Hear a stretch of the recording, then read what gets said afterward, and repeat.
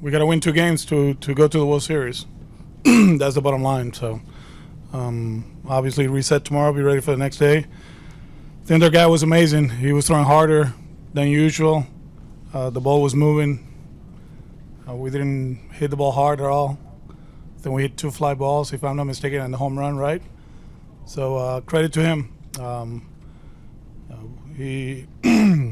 His sinker was unreal tonight, unreal. So you tip your hat to him, and you move forward. Our guy was great, and he threw the ball great. In that inning, the walk, then that play happened. Bregman hits a ground ball, and then first pitch fastball. The big guy goes the other way, and then they scored 2 or whatever it was. Yeah, but I think overall, for everything that has been going on the last month, right? Velocity was up, the slider was good, the changeup was great. He stepped up. Just we didn't get enough outs, as a group, and they scored 9. So, but very proud of him. He threw the ball well. 4th row on your right, Michael. Alex, when it comes to your offense, one, are you looking to make any changes to the lineup? No. And 2, I know it's not just one person, but Hunter Renfroe's struggles seem to stand above everyone else's. What are you seeing or not seeing from him and his results and his approach? No, I think tonight, to account, he tried to do too much on that pitch, right? We had 2 runners on, and just a fastball. Actually, it was a good pitch to hit. It was up in the zone, one of the few. And, he flew open and hit the ball on the ground and roll over. So it's one of those that, obviously we didn't like it, but this is a guy that, throughout the season he's done an amazing job, and he's played great defense for us. He's been good offensively. So, we'll keep rolling them out there. And, tomorrow's a good day to reset, talk about what's going on, what they've done the last 2 days, and make adjustments. We got the right guy on the mound for Game 6. There's a guy that has been amazing for all of us, and we know we can hit. 2 bad games doesn't mean that all of a sudden we're not a good offensive team. It's just a matter of regroup, make some adjustments, and attack from the first pitch on. Far back on the left, Alex. Alex, obviously Sale had been great through 5 innings, including the 8-pitch 5th. That said, with him getting to the 3rd time through the order, how much thought had you given to having Brazier warming for the first batter? How much was there debate about having him come out for the 6th? And can you talk about kind of batter by batter through those first 4, like including the decision to get to Alvarez? I mean, he was throwing the ball great. There was some weak contact throughout the night. He was on command. The walk put us in bad place, but then we didn't make a play. Then Bregman hits a comebacker to the pitcher, and then Alvarez hits a hit. Sometimes we get caught up too much on 3rd time through the order, and he was throwing the ball great. The stuff was really good. He was throwing 97 with a good slider. I understand, how people think, but, there were 2 lefties coming up too in that pocket, right? Brantley, who he did an amazing job early on, and we had Alvarez. Still, he is who he is, but he's Chris Sale. He's a lefty, and he's made a living getting lefties out. You got to tip your hat to the kid, to the guy. He didn't try to do too much on that first pitch. We met 2nd and 3rd, and he goes the other way. But now, I wasn't even. I was getting ready for the guy next to after Alvarez. We went there, and they, put the ball in play. We didn't make plays, and that happened. Up front on your left, Alex, Pete.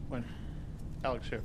When coming into the game, what was sort of your expectation for what Chris could give you? Did you have a number in mind?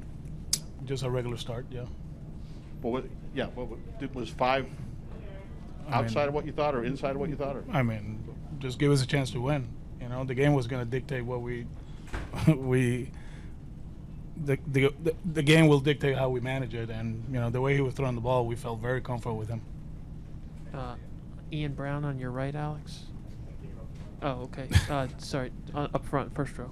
Alex, después de un explosivo postemporada que ha tenido Boston, los últimos 2 partidos, los bates no lo han sonado como se esperaba. ¿qué tú entiendes que ha pasado con el equipo y qué tipo de ajustes deben de hacer para forzar un séptimo partido en el caso de una victoria el viernes? Yo creo que tenemos que seguir dominando la zona de strike. Yo creo que hoy tuvimos algunos turnos que estábamos arriba del conteo y tratamos de hacer demasiado. Y si nos mantenemos humildes, tratando de darle la bola para el medio, para el otro lado, cosas grandes pasan. Y hoy no fue ese día, ayer tampoco. Así que volver a reagruparnos, mirar lo que están haciendo, estudiar el juego y prepararnos para el próximo juego. ¿Cómo se pasa la página después de...? Como lo hemos hecho todo el año. Yo creo que esto es un equipo que desde el primer día hemos entendido que tú te preparas ese día, juegas el próximo, ¿sabes? Sigues así. Y no es la primera vez que tenemos que ganar un juego obligado, ¿verdad? Lo hemos hecho todo el año y no va a cambiar en 24 horas. We'll stay there with Dan. Alex, you guys have overcome a lot, COVID, everything else. Just your thoughts on, trying to overcome this 3 games to 2 deficit with 2 games coming up on the road. I mean, you take it one day at a time, of course, cliche-wise. We got to win the next game. And it's not the first time we've been in this situation that it's a must-win. We did it in 162. We did it in a wild card game.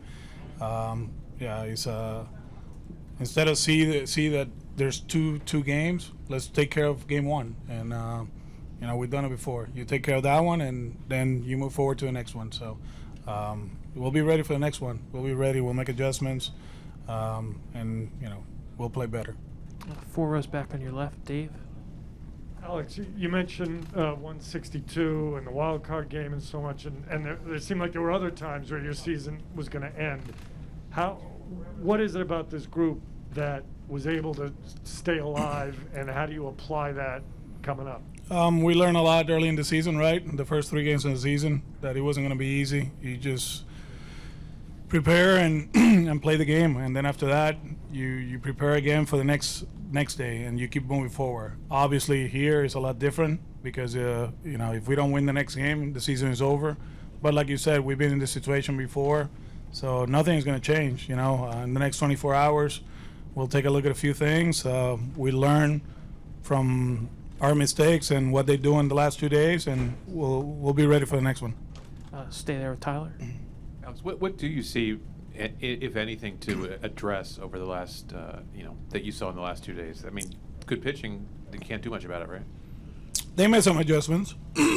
They talk about it too, right? So, there's a few things they're doing that they didn't do in the first 3 games, and we just got to be ready, and one of the things that we do, we learn a lot from what happened in the past, right? And this is a series that teams make adjustments. We have to make adjustments against them too, pitching wise.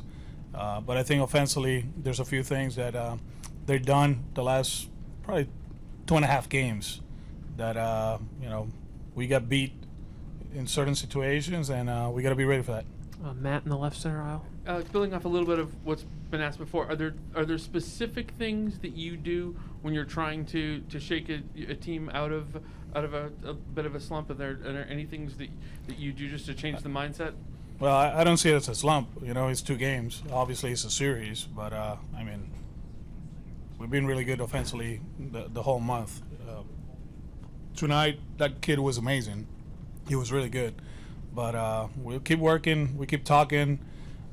We'll be ready as a group, and we'll be ready for the next one. Let's keep it that way. Jen on the right center aisle. Alex, what was that delay about with the umpires? You're pointing to center, and There was something in the wall in center field. It looked like a light or whatever. So somebody noticed it in dugout. It wasn't a big deal, but just to let them know that was there. I don't know if the hitter was able to see it, whatever. So we just let him know. Mac, 5 rows back on the left. Hey, Alex. In the 4th inning, it looked like Chris really dialed it up for those last 2 strikeouts. What do you see from him at that point to get out of that jam? Velo, a good slider and good changeup. I think mechanic-wise, this was his best for like a month and a half. And I think velocity was good, location was good. Fastball inside to righties was really good. So that's what we saw today. Try to do 3 more. Gabe, if we can go the other way.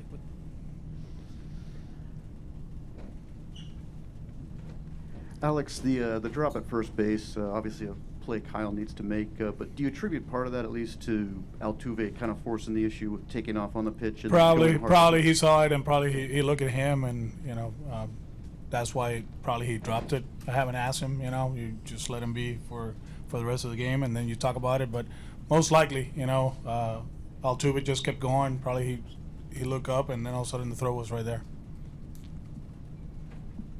Alex, how impressed were you with the approach from Alvarez tonight against Chris? That was really good. We missed fire, I think, twice. The second one, that bad, 3-1 slider.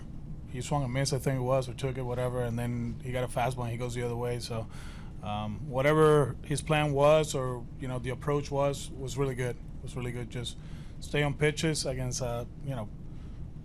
tall, lanky. You've got elbows, knees, and everything, and different angle, and for him to hang in there, that was really good. We'll finish up with Sean in the second row. We'll get you the mic, Sean. Alex, I know you like the left-on-left matchup, but given Alvarez's success the first 2 trips and first base open, was there any thought about a walk there? No. We didn't think about walking him there. We thought about making pitches. We were supposed to go up, and he left it over the plate, and he went the other way.